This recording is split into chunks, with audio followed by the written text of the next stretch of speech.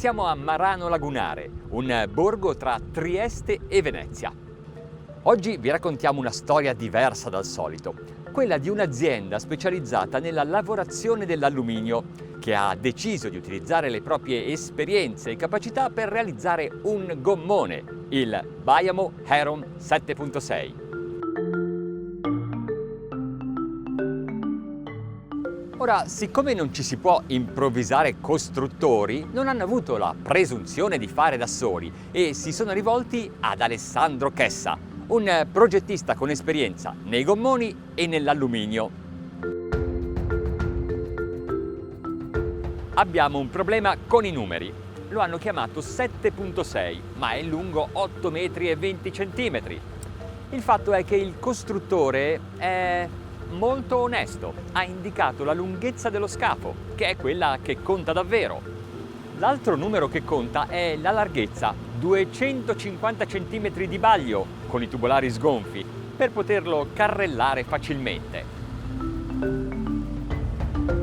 Ci sono 6 camere d'aria e il tessuto di Hypalon neoprene è da 1670 Decitex.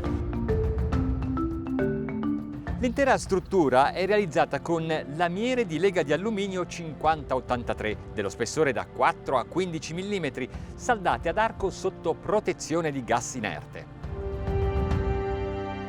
Ma quali sono i vantaggi di una costruzione di alluminio? La leggerezza, la robustezza, il fatto che è riciclabile e poi la durata? Beh, su questo punto molto dipende da voi. L'unico problema di questo materiale è infatti la corrosione galvanica che avviene in ambiente salino quando l'alluminio entra in contatto con altri metalli, ma il cantiere lo ha protetto con speciali vernici e isolato dagli altri metalli. Ma se scalfiamo la vernice? Non c'è da preoccuparsi, la possiamo ripristinare e poi a pensarci bene, navi, traghetti, mezzi professionali e militari sono di lega di alluminio e sono soggetti a sollecitazioni, usura e maltrattamenti ben superiori rispetto a quelli che può subire un'imbarcazione da diporto.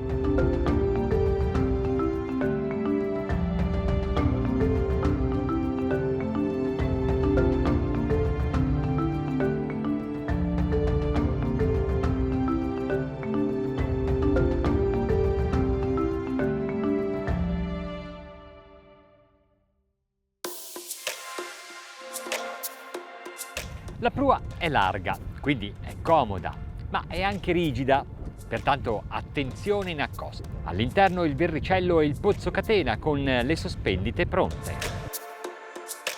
Lo costruiscono su richiesta e potete ovviamente cambiare i colori, ma questi non sono male. Sotto il prendisole c'è un vano che con l'aggiunta di una tenda diventa una cuccetta per la notte. Le saldature che uniscono scafo e coperta e i rinforzi strutturali hanno una robustezza superiore a quella delle fazzolettature di vetro resina. Sono riusciti a dare alle lamiere doppie curvature che solo abili artigiani possono realizzare. Sotto il cassero centrale c'è il bagno. Sotto l'appoggiareni la cucina e il lavello e sul lato di poppa il frigo. Le forme della console, del parabrezza e dei tientibene sono ben armonizzate tra loro. Il divano ha schienali anche sui lati e al centro c'è posto per il tavolo. L'area balneare è comoda perché la superficie calpestabile è ampia e si snoda con plancette attorno al motore. Hanno realizzato gavoni ovunque, anche sotto il pagliolo, senza lesinare lavorazioni e finiture. Per esempio, tutte le lamiere all'interno hanno l'antirombo per ridurre il rumore.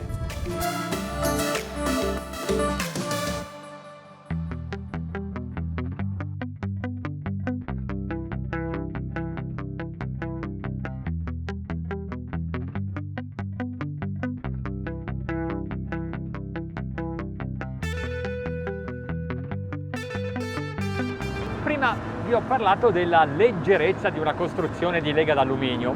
In effetti lo scafo, nudo e crudo, pesa appena 900 kg, ma siccome questo è un prodotto completamente customizzabile, potrà accadere che riusciate a mettere così tanti accessori da portarlo sino a un peso di circa 1500 kg. Ecco perché il costruttore ha deciso di omologarlo con una potenza massima di 350 cavalli e per renderlo capace di sopportare le velocità e gli stress di una motorizzazione così elevata lo hanno fatto molto robusto. Pensate che la carena è percorsa da 5 longheroni, di cui quello centrale è un binario doppio. Noi oggi abbiamo una potenza di 300 cavalli e naturalmente finiremo per sfruttarla tutta. Ma cominciamo a assaggiare le prestazioni di questo mezzo dalle più basse velocità, come al solito, con la minima andatura di planata. Più o meno questa è il momento in cui la scia si stacca dallo scafo e la velocità è di 14 nodi. Abbiamo un due tempi grintoso, è difficile tenerlo a bada. Siamo già a 3500 giri minuto, trim tutto basso e la velocità è già quella di crociera, 25 nodi. A questa andatura il consumo di carburante è di 38 litri. Ora però provo a dare un po' di trim per vedere se serve a cambiare l'assetto e a migliorare le prestazioni. Ho guadagnato un nodo mantenendo il consumo sempre stabile, ora siamo a 26 nodi. È una carena a V profonda, il progettista ha fatto i suoi calcoli e mi ha detto che il D-Drive medio è di circa 30 gradi, quindi è fatto per andare anche sulle onde e magari anche veloce, perché hanno disegnato nell'opera viva due step, non uno, due, su un 7,60 metri di carena. È impegnativo. Ora queste forme servono a migliorare le prestazioni, sia perché aumentano il sostentamento, sia perché richiamano aria sotto lo scafo e con la ventilazione lo fanno scivolare meglio. Il fatto è che queste geometrie cominciano ad avere efficacia soprattutto alle più alte andature, come questa, 30 nodi, 45 litri ora. Devo dire che a questa velocità mi piace anche di più il controllo. Sembra che l'abbiano fatto davvero per andare forte. Rimaniamo nell'ambito delle andature di crociera, 4500 giri minuto. Siamo a 35 nodi. A 35 nodi con 55 litri ora. La capacità totale del serbatoio è di 300 litri, ma tra le tante attenzioni che hanno avuto nel costruire questo modello, hanno pensato anche di tenere da parte una riserva di 50 litri, in modo che se vi distraete e finite il carburante, siete comunque tranquilli di averne ancora un po'. Si controlla bene e anche se le condizioni non sono certo difficili, mi sembra che sappia navigare. E in virata lo trovo piuttosto sicuro. Mi piace. Con un po' di trim sempre meglio. Non c'è difficoltà a tenerlo in rotta e probabilmente neanche alla massima velocità.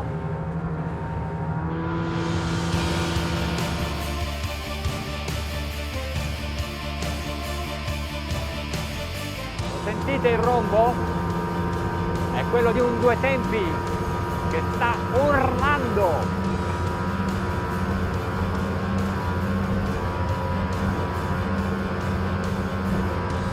Sta strillando perché siamo a 5400 giri minuto e la velocità è di 46 nodi.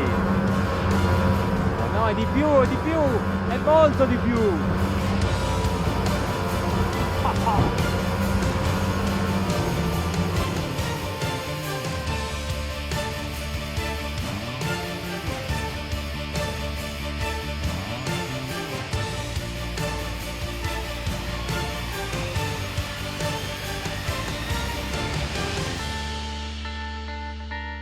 È un prodotto speciale fatto per chi non basa le sue scelte sul loro costo, ma piuttosto sulla qualità e l'originalità, perché ciascun Aeron 7.6 è unico.